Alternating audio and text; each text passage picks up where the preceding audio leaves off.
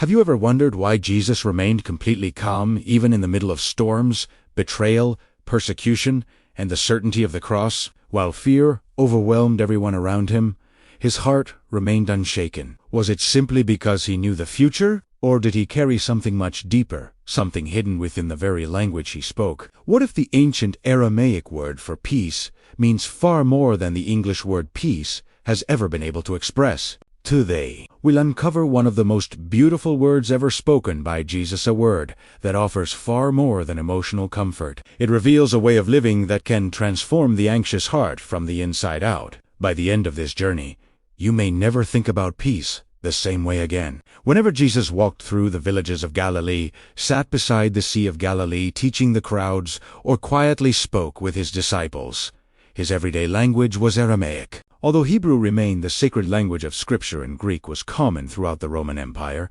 Aramaic was the language of ordinary life. It was the language of families, friendships, marketplaces, and daily conversation. More importantly, it was the language Jesus deliberately chose to communicate many of his deepest spiritual truths. Understanding this changes the way we read the Gospels. Ancient Aramaic was never viewed as a language concerned only with information. Every word carried movement, emotion, intention, and life. The sounds themselves often reflected the reality they described. Many early traditions believed that speaking these words was not simply an intellectual exercise, but a way of participating in the truth they expressed. That is one reason why so many of the original Aramaic expressions, spoken by Jesus, continue fascinating scholars and seekers today. They preserve a richness that translations often struggle to capture completely. One of those remarkable words is SHLAMA, pronounced SHLAMA. Most English Bibles simply translate it as peace,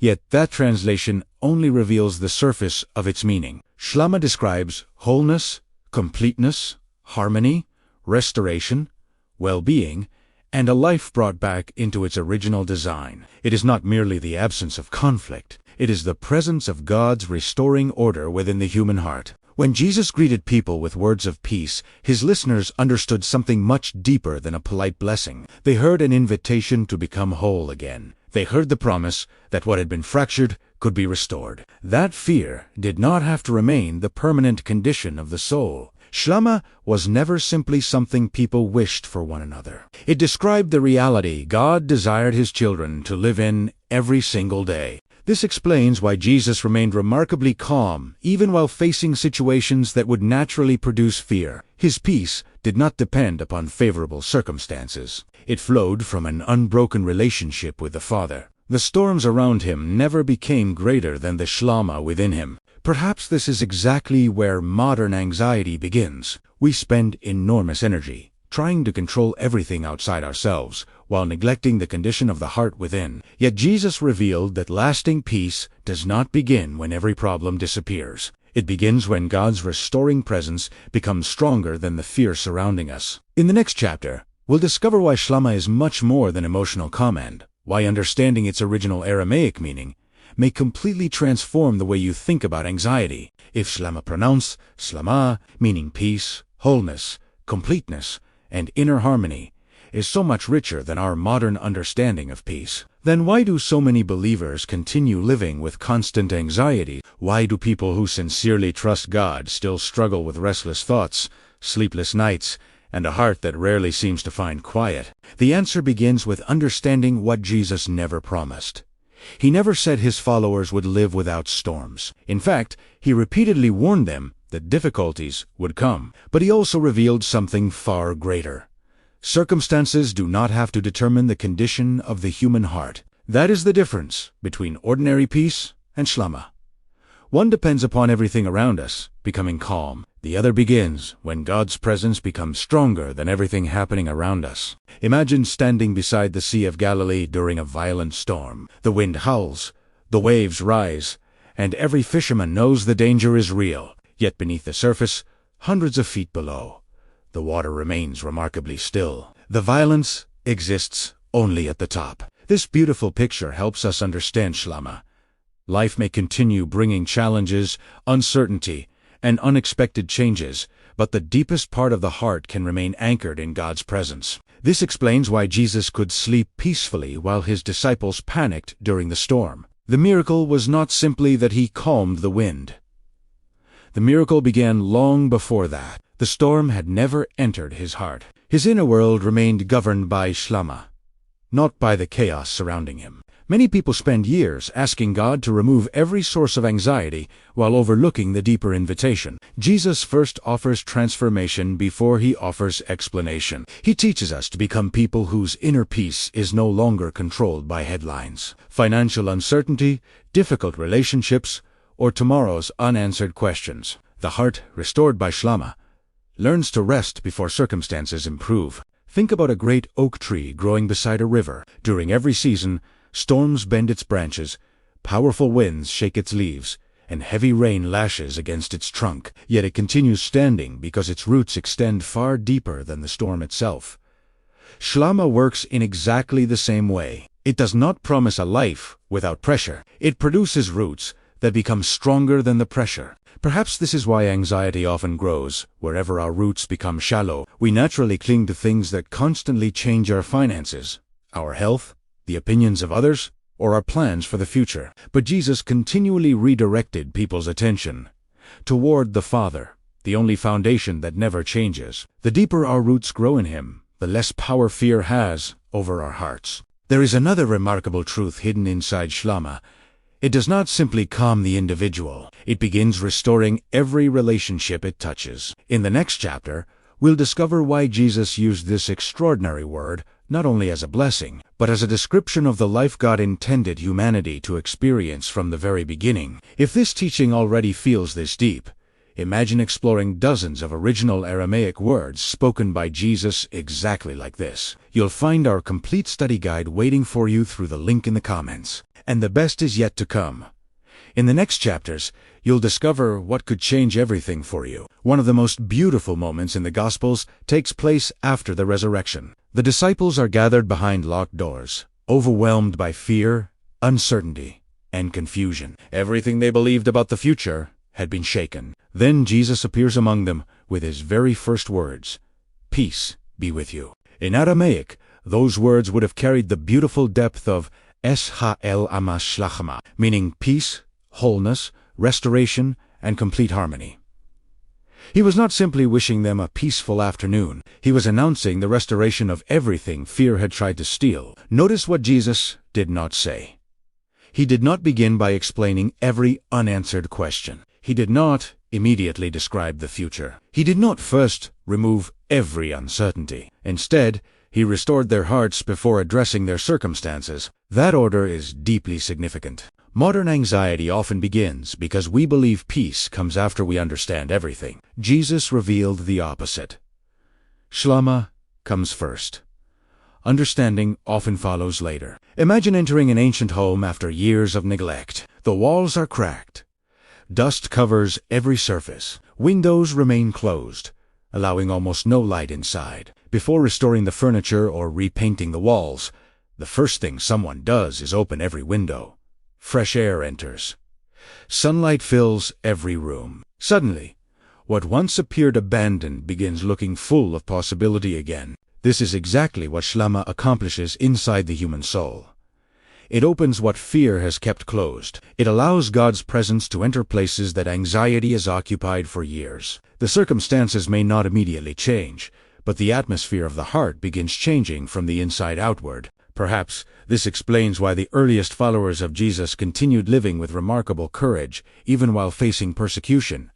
Their confidence was not built upon easy lives. Prisons could not silence, and uncertainty could not destroy. Their security no longer depended upon the world behaving predictably. It rested upon God's unchanging presence. Today, millions continue searching for peace by changing jobs, moving cities, accumulating possessions, or trying to control every possible outcome. Yet Jesus quietly offers something entirely different. He invites us into a peace that does not begin outside us. It begins within, where God's restoring presence gradually rebuilds every broken place until fear no longer speaks with the loudest voice. In the next chapter, we'll discover why Jesus connected SHLAMA with wholeness rather than simply emotional comfort and why that forgotten? Meaning may be exactly what the anxious heart has been searching for all along. The deeper we explore, SHLAMA pronounced SHLAMA, meaning peace, wholeness, completeness, and restoration. The more we realize that Jesus was speaking about something far greater than emotional relief. In the Aramaic world, a person living in SHLAMA was someone whose life had been brought back into harmony with God. Their thoughts, their relationships, their purpose, and their spirit were no longer divided against one another. That is why anxiety loses its greatest weapon whenever SHLAMA begins taking root in the heart. Anxiety thrives wherever the soul becomes divided. SHLAMA restores what fear has fragmented. Think about a beautiful stained glass window inside an ancient cathedral. When every piece of colored glass remains in its proper place, sunlight passes through it, creating extraordinary beauty. But if several pieces become cracked or missing, the image loses its harmony. The problem is not the light. The problem is that the window has been broken.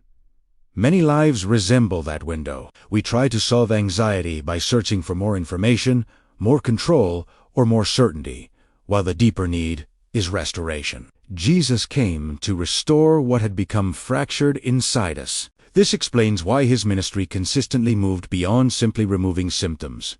He restored identity before reputation. He restored dignity before social acceptance. He restored hope before changing circumstances again and again. His first concern was bringing people back into SHLAMA. Once the heart was restored, everything else began finding its proper place. Perhaps this is the greatest difference between worldly peace and the peace of Jesus. The world says, when everything around you is finally fixed, then you'll have peace. Jesus says, receive, and you will discover a peace capable of remaining even while life is still unfolding. One depends upon perfect circumstances. The other depends upon God's perfect presence. Imagine carrying a lantern through a dark valley at night.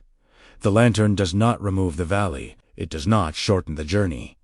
But it changes the way you walk through it. Fear loses much of its authority because the light reveals each next step.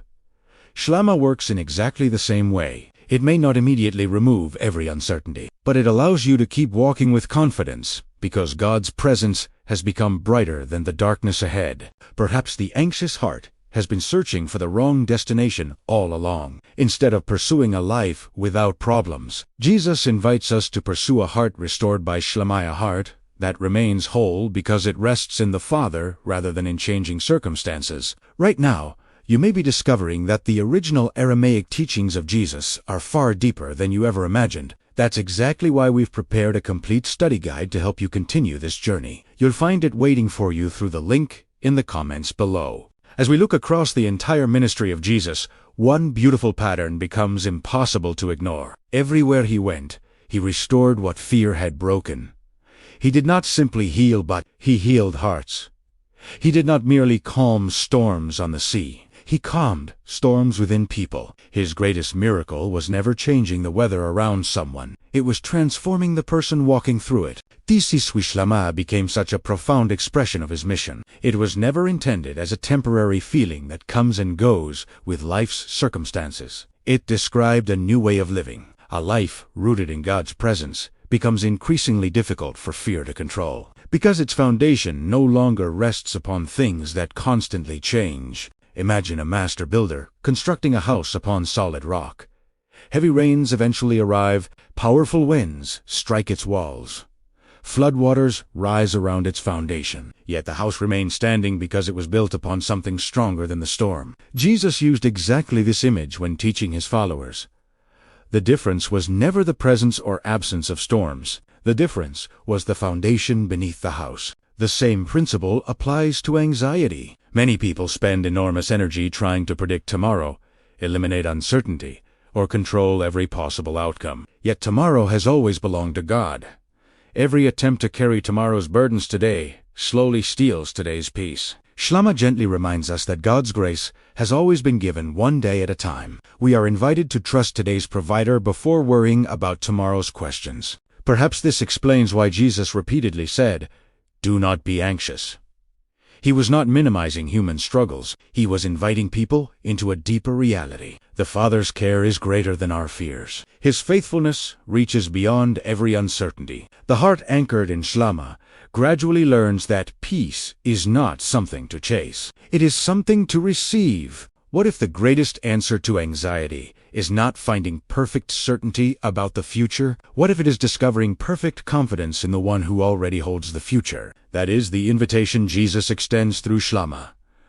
Not a life without questions, but a life no longer ruled by them. In our final chapter, we'll transform this beautiful Aramaic teaching into a simple daily practice that can help you cultivate SHLAMA every morning, every evening, and every time anxiety attempts to reclaim your heart. We are only beginning to uncover these forgotten Aramaic treasures. In our next video, we'll reveal another original word spoken by Jesus that may completely transform the way you understand his teachings. Make sure you're subscribed and have notifications turned on so you don't miss the next revelation. The teachings of Jesus were never meant to remain beautiful ideas remembered on Sundays. They were meant to become daily habits that gradually reshape the heart. That is SHLAMA pronounced.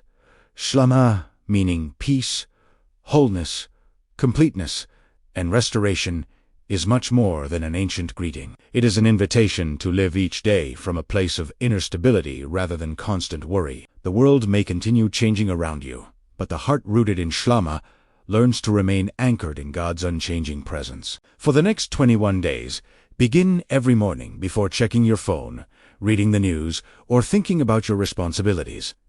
Sit quietly for 1 minute. Take 3 slow, deep breaths and gently speak SHLAMA-SHLA-ma,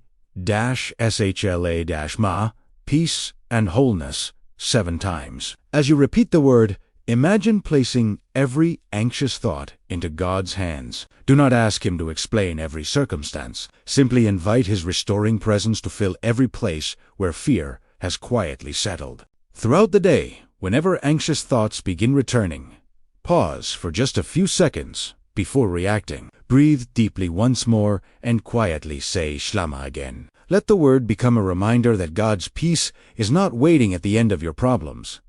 His peace is available in the middle of them. Over time, this simple practice trains the heart to return to God's presence instead of immediately surrendering to fear. Each evening, before going to sleep, reflect upon the day with gratitude. Ask yourself, where did I experience SHLAMA today? Where did anxiety try to replace it? Do not criticize yourself if fear still appeared. Simply thank God for every small moment in which his peace became stronger than your worries. Like the rising sun, lasting transformation often comes gradually, illuminating one new area of life at a time until the entire landscape is changed. Just a quick reminder. If you'd like to continue discovering the original Aramaic teachings of Jesus, you'll find our complete transformation guides waiting for you in the comments. They were created to help you continue this journey far beyond today's message. Before you leave, write the word SHLAMA in the comments below if you're choosing today to replace anxiety with the peace that Jesus offered. Your testimony may become the encouragement someone else needs to begin their own journey toward healing and restoration. Thank you for sharing this moment of ancient wisdom with us. Until our next revelation, walk in peace, walk in confidence, and walk each day in the living SHLAMA of Jesus, the peace that restores the heart, steadies the mind, and no storm can ever overcome.